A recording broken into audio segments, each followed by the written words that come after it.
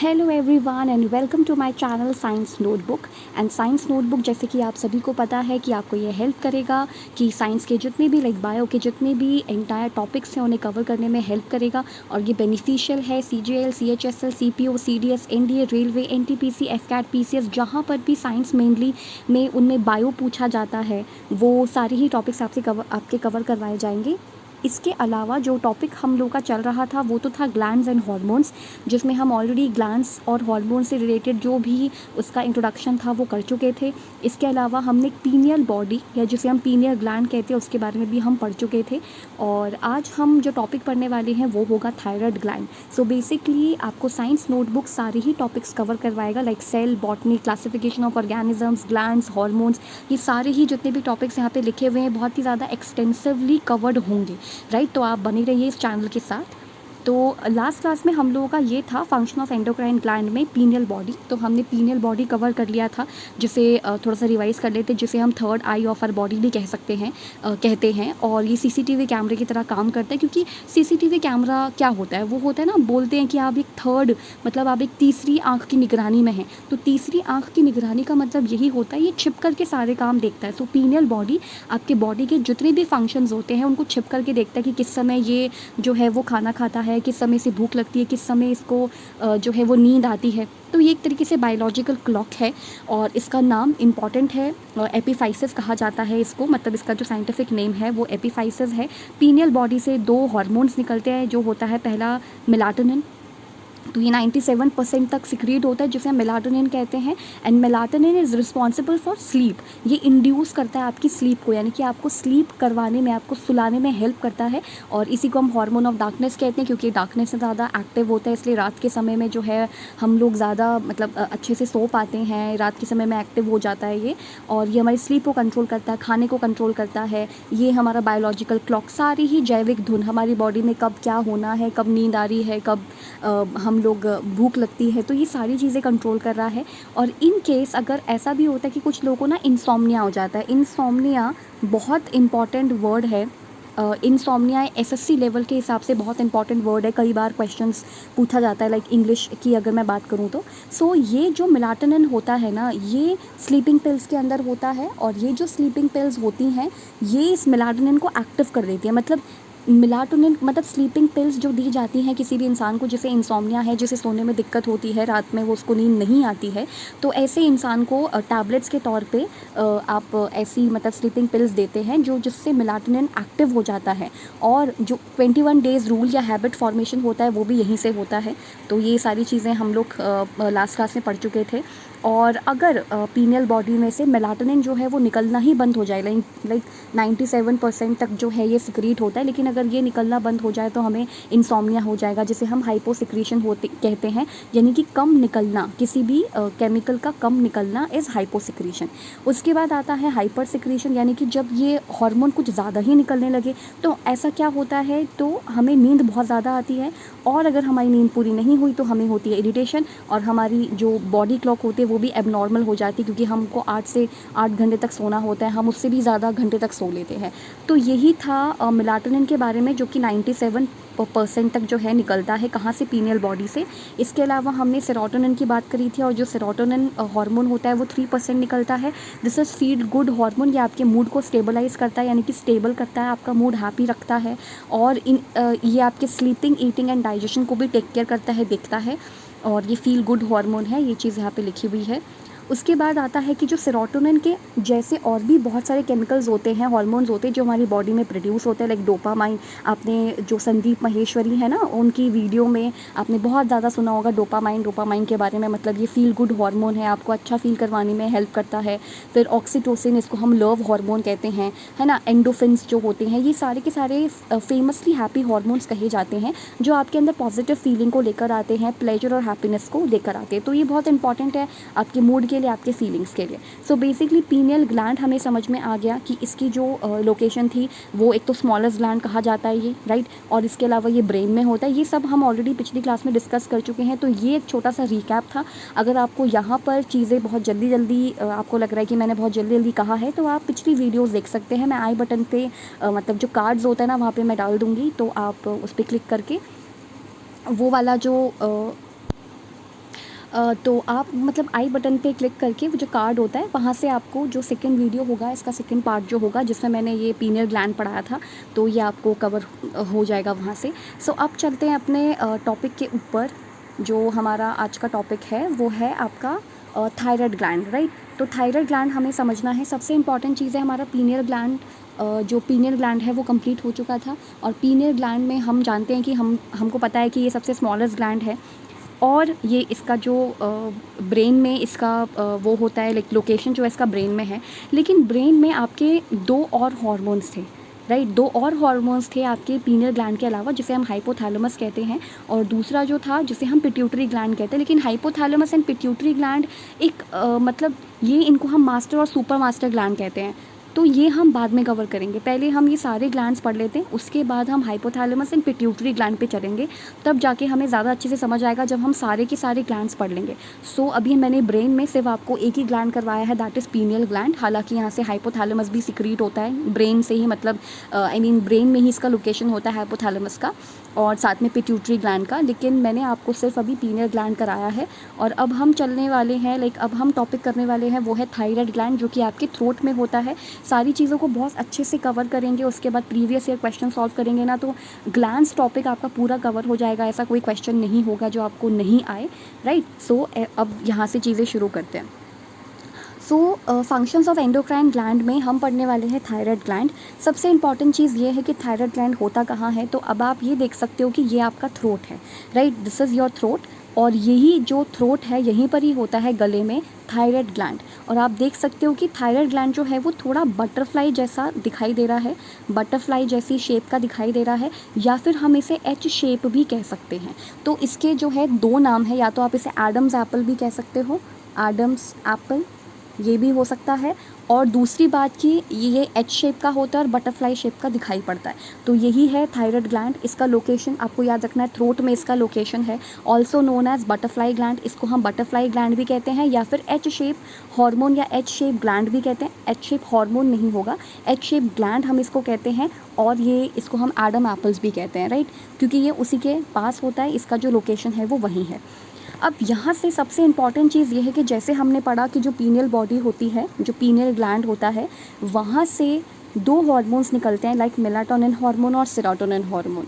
तो जैसे pineal body से दो हार्मोन्स निकलते हैं, वैसे ही थायराइड ग्लैंड से भी दो हार्मोन्स निकलते हैं। ये दो हार्मोन को सिक्रीट करने का काम करता है। पहला हो गया हमारा थायरॉक्सिन, ये इंपॉर्टेंट है। और आपको पता है कि बहुत सारे लोग जो हैं वो थायराइड का चेकअप भी करवाते हैं, क्योंकि थायराइड क्या करता है ना, अभी हम देखेंगे कि किस तरीके से ये वेट लॉस करता है और किस तरीके से ये फैट को बढ़ा देता है। और ये दोनों ही बीमारियां हैं। तो ऐसा कभी मत समझना कि थायराइड ग्लैंड जो है, हम ये थायरॉक्सिन को बढ़ा लेते हैं, घटा देते हैं, तो आसानी से हमारा जो वेट लॉस है वो हो जाएगा। इससे मौत भी हो सकती है, यानी कि इससे डेथ भी हो सकती है। तो ऐसा कुछ भी नहीं है कि आपने मतलब ये सारी चीज़ें आप कर सकते हो, ऐसा कुछ नहीं है। तो इसके पीछे कुछ रीजंस है वो हम पढ़ेंगे। सो एक तरीके से देखा जाए तो जो थायराइड ग्लैंड है, यहाँ से दो हार्मोन सिक्रीट होते हैं। पहला हो गया थायरॉक्सिन, राइट। अब थायरॉक्सिन का क्या काम होता है, ये 98% होता है। कैल्सीटोनिन भी यहाँ से निकलता है, जो कि 2% निकलता है। तो थायरॉक्सिन 98% एंड कैल्सीटोनिन भी यहाँ से निकलता है, जो 2% होता है, 2% होता है। अब आपको दिखने से लग रहा होगा कि थायराइड ग्लैंड जो है ये थायरॉक्सिन निकालेगा, हमें समझ में आ गया। अब ये कैल्सीटोनिन नाम से ही समझ आ रहा होगा कि कैल्सीटोनिन यानी कि इसका रिलेशन कुछ ना कुछ कहीं ना कहीं कैल्शियम से होगा, कहीं ना कहीं इसका रिलेशन कैल्शियम जो एक मिनरल है वहाँ से होगा। इसको हम थायरोकैल्सीटोनिन कहते हैं, क्योंकि ये थायराइड ग्लैंड बना रहे हैं, तो इसको हमने थायरोकैल्सीटोनिन कह दिया। तो यही दो बातें हैं जो आपको ध्यान रखनी है कि थायराइड ग्लैंड दो हार्मोन्स को सिक्रीट करता है। पहला थायरॉक्सिन 98% एंड कैल्सीटोनिन 2%, राइट। अब इनके अलग अलग जो है फंक्शंस देखते हैं हम लोग। तो अब इसके फंक्शंस देखो ज़रा, यहाँ लिखा है थायरॉक्सिन। थायरॉक्सिन के बारे में देखो, थायरॉक्सिन टू कंट्रोल्स मेटाबॉलिज्म, ये हमारे मेटाबॉलिज्म को कंट्रोल करता है, राइट। आप लोगों ने लिप्टन ग्रीन टी का ऐड ज़रूर देखा होगा। उसमें कहते हैं ना कि मतलब जो उसमें जो एडवर्टीजमेंट होता है, तो उसमें कहा जाता है कि आपके मेटाबॉलिज्म को बूस्ट करता है। मेटाबॉलिज्म का मतलब क्या होता है, इसका मतलब होता है activities needed by our body, यानी कि हमारी बॉडी को जिन एक्टिविटीज़ या जिन चीज़ों की ज़रूरत होती है उसे हम मेटाबॉलिज्म कहते हैं, यानी कि आपका हार्ट बीट कंट्रोल करता है थायरॉक्सिन, मतलब बेसिकली आपकी पूरी बॉडी कंट्रोल करता है, ब्रीदिंग कंट्रोल करता है, रेस्पिरेशन, डाइजेशन सब कुछ कंट्रोल करता है और एनर्जी का फॉर्मेशन करता है सो दैट हमें एनर्जी मिले। अब देखो सीधी सी बात है, आप कुछ खाना खाओगे तो खाना जो है वो स्टमक में जाएगा और उसके बाद सारा एसिमिलेशन का जो भी है वो सारा प्रोसेस होने के बाद आपको एनर्जी मिल जाएगी। जब भी आप सांस लोगे, राइट, तो आपका मेटाबॉलिज्म देखता है ये। तो थायरॉक्सिन आपके मेटाबॉलिज्म को कंट्रोल करता है। मेटाबॉलिज्म क्या होता है वो अभी हम एग्जांपल से कुछ जो चीज़ें होंगी उनसे समझ लेंगे। अब कैल्सीटोनिन ये 2% निकलता है। तो calcium is important for our bones, हमारी हड्डियों के लिए कैल्शियम बहुत इंपॉर्टेंट है। इसलिए पहले के टाइम पे ना मतलब ये मतलब ऐसा कहा जाता था ना कि वो बच्चों के लिए गोलियाँ आती थी, शायद से कैल्शियम की गोली आती थी। इसके अलावा मतलब टैबलेट्स आती थी। इसके अलावा जो विमेंस हैं 30+ वाले विमेंस के लिए कुछ हॉर्लिक्स या बॉर्नवीटा समथिंग से रिलेटेड भी कुछ कैल्शियम से रिलेटेड चीज़ें आती, क्योंकि 30 के बाद ना बोन्स जो हैं वो कम होने लगती हैं, ख़राब होने लगती हैं। तो उसको ठीक करने के लिए कैल्शियम की ज़रूरत पड़ती है। तो आपके ड्रिंक में जो भी आप जैसे मिल्क पी रहे हो, दूध पी रहे हो, या फिर कुछ ऐसे लाइक प्रोटीन शेक वगैरह कुछ भी ऐसा होता है, तो वहाँ पे भी कैल्शियम कुछ अमाउंट का होता है जो कि हमारे बोन्स के लिए बहुत ज़रूरी है। So basically calcium is very important for our bones. हमारे बोन्स के लिए कैल्शियम बहुत ज़रूरी होता है, जो कि कहाँ से निकलता है, थायराइड ग्लैंड से निकलता है। ये हमारे बोन्स को रिजिडिटी प्रोवाइड करता है। रिजिडिटी का मतलब होता है कठोरता। कभी कभी हमें ऐसा लगता है कि जो कैल्शियम है वो बनाने का काम करता है, नहीं, बोन्स को बनाने का काम कैल्शियम नहीं करता, बल्कि कैल्शियम तो बोन्स को रिजिडिटी प्रोवाइड करता है, यानी कि उसे कठोरता प्रोवाइड करता है, राइट। अभी कैल्सीटोनिन का क्या काम होता है हम इसको देखते हैं सबसे पहले। तो कैल्सीटोनिन का काम क्या होता है, यहाँ लिखा है decreases calcium level in blood, transfer calcium from blood to bones. अब देखो ये चीज़ मैं यहाँ पे समझाती हूँ नेक्स्ट पेज पे। ओके तो यहाँ पे सबसे पहले क्या चीज़ लिखी हुई है, यहाँ पे लिखा हुआ है कि whenever we eat paneer and milk, जब भी हम दूध पीते हैं या फिर पनीर या कुछ भी ऐसा सोयाबीन वगैरह जो भी हैं ये सब खाते हैं, या any other source of calcium, या कैल्शियम का कुछ भी आप सोर्स खाते हो, तो ये जो भी हम खाना खाते हैं वो हमारे स्टमक में जाता है, ठीक है। वहाँ पे वही पैनक्रेटिक जूस और जो ये बाइल जूस वगैरह है ये सब स्टमक में खाने को पचाने का काम करता है, डाइजेस्ट करने का काम करता है। और उसके बाद जो चीज़ होती है, जो सेमी लिक्विड सब्सटेंस जिसको हम कहते हैं, वो आपके स्मॉल इंटेस्टाइन में चला जाता है। उसके बाद एब्जॉर्प्शन एंड एसिमिलेशन होता है। एब्जॉर्प्शन का मतलब है कि जो भी हमने खाना खाया है उसके जो न्यूट्रिएंट्स होते हैं वो बॉडी अपना एब्जॉर्ब कर लेती है और उसको ब्लड के साथ मिला देती है। तो यहाँ पर भी क्या होता है, जो भी हमने खाना खाया उसमें से जो कैल्शियम होता है ना वो हमारे ब्लड में मिक्स हो जाता है। सो यहाँ पे लिखा है assimilation takes place and then calcium mixes in blood. तो जो ये कैल्शियम होता है वो जो कैल्शियम होता है वो ब्लड के साथ मिक्स हो जाता है, राइट। एंड जो कैल्सीटोनिन है ट्रांसफ़र करता है दैट टू आर बोन्स। तो ये जो कैल्सीटोनिन होता है यही जो कैल्शियम है उसको ब्लड के थ्रू पास कर देगा किसके अंदर, हमारे बोन्स में, क्योंकि कैल्शियम जो है उसकी ज़रूरत तो हमारे बोन्स में है ना, वो बोन्स को रिजिडिटी प्रोवाइड करता है।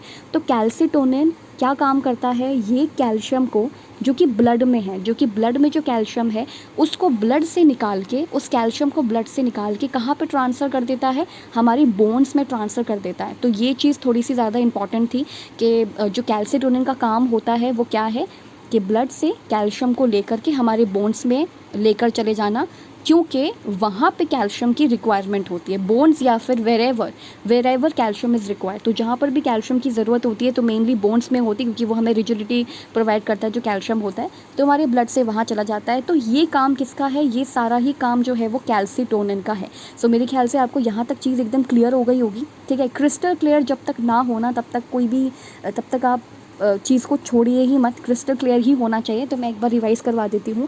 हमने पढ़ा कि जो थायराइड ग्लैंड होता है उसका लोकेशन थ्रोट में होता है, इसे बटरफ्लाई ग्लैंड कहते हैं, इसे एच शेप ग्लैंड भी कहते हैं, ये एडम एप्पल्स के पास होता है। तो ये सारी चीज़ें मैंने एक जगह पे लिख दी हैं लोकेशन वाइज, कुछ भी पूछा जा सकता है। देन इससे 2 हार्मोन सिक्रीट होते हैं, पहला थायरोक्सिन हमारी पूरे फंक्शन को देखता है, बॉडी के जो मेटाबॉलिज्म फंक्शंस हैं वो सारे फंक्शंस को देखता है, हमारी हार्ट बीट को कंट्रोल करता है, ब्रीदिंग को कंट्रोल कर रहा है, डाइजेशन को कंट्रोल कर रहा है। तो एक तरीके से हमारी पूरी बॉडी को ही तो कंट्रोल कर रहा है, और ये एनर्जी का फॉर्मेशन करता है, ये हमें एनर्जी देने का काम करता है। अभी हम इसके बारे में और चीज़ पढ़ेंगे, क्योंकि इसको मतलब सबसे ज़्यादा जो है 98% थायरोक्सिन ही निकलता है, तो हमने इसे थोड़ा सा और अच्छे से पढ़ना चाहिए।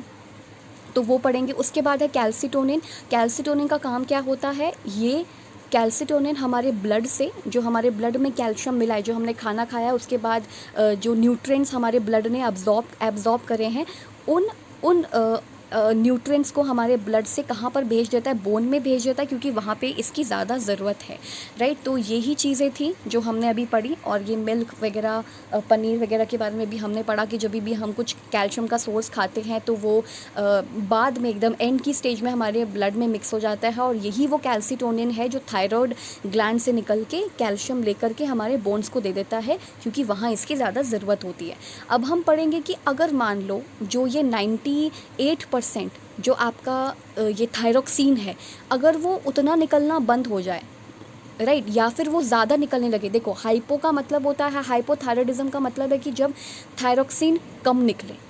वैसे तो ये मिनिमम मतलब जो इसका नॉर्मल अमाउंट है वैसा निकलना चाहिए, लेकिन अगर ये मान लो कम निकले, या फिर अगर ये मान लो हाइपरथायराइडिज्म यानी कि बहुत ज़्यादा निकले, तो फिर क्या होगा। इन दोनों ही केसेस को हम यहाँ पे समझेंगे, जैसे कि हमने पीनियल बॉडी के टाइम पे समझा था। ऑलराइट, तो डिज़ीज़ की बात कर लेते हैं। हाइपोथायराइडिज्म का मतलब है कि जब थायरोक्सिन जो हार्मोन है वो थायराइड से कम सिक्रीट हो, यानी कि कम निकले, तो क्या होता है। सबसे पहली चीज़, डाइजेशन कंट्रोल करता है थायरोक्सिन, ये क्योंकि हमने देख लिया कि जो थायरोक्सिन है वो मेनली आपका मेटाबॉलिज्म कंट्रोल करता है, यानी कि कितना ज़्यादा आपका जो आपने खाया है वो कितना ज़्यादा डाइजेस्ट हो रहा है, ये सारी चीज़ें थायरोक्सिन कंट्रोल करता है। So digestion controls by thyroxine, thyroxine digestion control करता है। उसके बाद यहाँ पे लिखा है कि अगर थायरोक्सिन नॉर्मल है तो डाइजेशन भी नॉर्मल होगा, right. If thyroxine is normal then digestion is also normal, तो डाइजेशन भी नॉर्मल होगा। बट अगर थायरोक्सिन लेस हो जाए, यानी कि 98% से थायरोक्सिन बहुत ज़्यादा लो लेवल का चला जाए, तो क्या होगा। तो ऐसे में इफ़ थायरोक्सिन इज़ लेस, अगर थायरोक्सिन कम सिक्रीट हो, तो केवल और केवल 20 से 30% खाना आपका डाइजेस्ट होगा। सबसे इंपॉर्टेंट चीज़ है, 98% तक निकल रहा है तो सीधी सी बात है ये आपका पूरा जो डाइजेशन है उसको अच्छे से करेगा, रेस्पिरेशन आप अच्छे से कर पाओगे, हार्ट बीट अच्छे से रहेगा, सब कुछ होगा। लेकिन थायरोक्सिन अगर कम निकले तो केवल और केवल 100% में से सिर्फ 20 से 30% यानी कि सिर्फ 20 to 30 जो परसेंट है वो खाना डाइजेस्ट होगा। तो सिर्फ 20 to 30 यानी कि 100 में से सिर्फ 20 से 30% जो आपका खाना है वो डाइजेस्ट होगा। तो food is digested and it will lead to sudden weight gain. अब सीधी सी बात है, जब आपका 20 से 30% यानी 20 से 30% ही आपका खाना डाइजेस्ट हो रहा है और बाकी 70% या फिर बाकी 80% आपका खाना डाइजेस्ट ही नहीं हो रहा है, तो it will lead to sudden weight gain. तो आपका बहुत ज़्यादा वेट गेन हो जाएगा, क्योंकि जो डाइजेशन है वो बहुत स्लो है या फिर वो नहीं हो रहा है, पूरी बॉडी में स्वेलिंग आ जाएगी। अगर ये दोनों ही symptom, and in adult this is the symptom of myxedema, and in children this is cretinism, is genetic undeveloped brain। इसको हम समझते हैं अभी। तो मैंने क्या बताया आपको कि थायरोक्सिन अगर नॉर्मल निकले तो डाइजेशन वगैरह सब कुछ चीज़ें नॉर्मल होंगी। थायरोक्सिन अगर हाइपो हो जाए यानी कि कम निकलने लगे तो आपका 20 से 30% ही जो फूड है वो डाइजेस्ट होगा, बाकी का फूड डाइजेस्ट नहीं होगा, जिसकी वजह से आपका सडन वेट गेन हो जाएगा, बहुत ज़्यादा आपका वेट गेन हो जाएगा, आपकी पूरी बॉडी में स्वेलिंग आ जाएगी।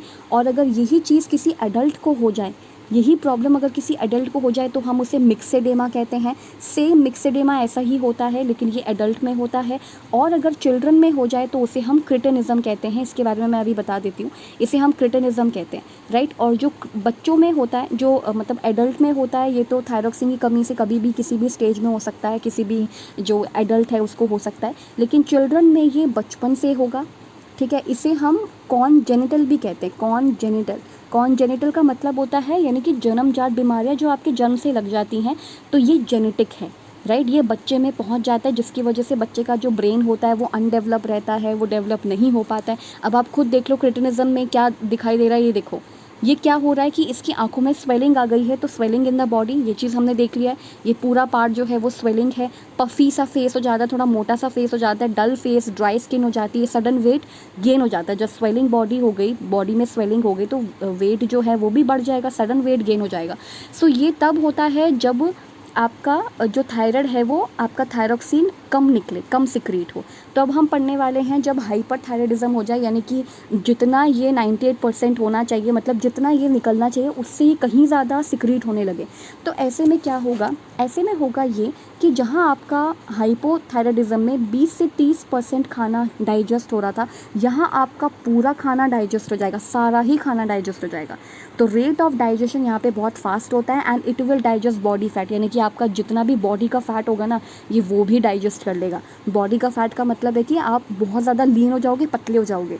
अब ये सुनने में जितने भी थोड़े से ओबीज़ हैं या जितने भी थोड़े हेल्दी पीपल हैं, मतलब हेल्दी इन द सेंस के थोड़े से ज़्यादा मोटे हैं, मतलब है ना, खाना पीने का उन्होंने थोड़ा सा ज़्यादा वो नहीं किया और बहुत ज़्यादा वेट गेन कर लिया, तो ऐसे लोग क्या सोचेंगे कि चलो एक काम करते हैं, हम अपने थायरोक्सिन को बढ़ा लेते हैं। तो ऐसा नहीं होता है। क्यों ऐसा नहीं होता? क्योंकि एक टाइम ऐसा आएगा फिर आप दिखोगे ही नहीं, यानी कि आप इतने लीन हो जाओगे, इतने लीन हो जाओगे, इतने लीन हो जाओगे कि आप दिखोगे ही नहीं, यानी कि ये पूरी बॉडी का फैट सारा कुछ डाइजेस्ट कर लेगा और इससे बहुत ज़्यादा प्रॉब्लम्स होती हैं। अब वो क्या प्रॉब्लम होती है वो देख लेते हैं। तो जैसे यहाँ पे लिखा हुआ है, हाँ, तो जैसे यहाँ पे लिखा हुआ है व्हेन थायरोक्सिन, हाँ, तो जब ये रेट ऑफ डाइजेशन को बहुत फास्ट कर देगा, पूरा बॉडी का फैट डाइजेस्ट हो जाएगा, सडन वेट लॉस हो जाएगा आपका, सडन वेट लॉस। कुछ टाइम के लिए तो हो सकता है आपको अच्छा लगे, लेकिन उसके बाद इतनी ज़्यादा प्रॉब्लम्स फेस करेंगे ना, इतनी ज़्यादा कि बहुत ज़्यादा, मतलब सारी बीमारियाँ लग जाएंगी फिर तो। ठीक है, तो इससे सडन वेट लॉस होगा, तो ये कोई अच्छी चीज़ नहीं है कि वेट लॉस हो जाएगा। इससे और क्या क्या हो रहा है ये देखो, व्हेन थायरोक्सिन विल इंक्रीज, जब थायरोक्सिन इंक्रीज हो जाएगा, मतलब बहुत ज़्यादा बढ़ गया, तो इसने आपके सारे ही फूड को डाइजेस्ट कर लिया, बॉडी फैट भी डाइजेस्ट हो गया, सडन वेट लॉस हो गया। अब यहाँ लिखा है कि अगर आप ये दोनों ही चीज़ें नहीं चाहते, अगर आप ये हाइपोथायराइडिज्म और ये हाइपरथायराइडिज्म आपको हो जाए, ये दोनों ही चीज़ें नहीं चाहते, तो आपको क्या करना होगा?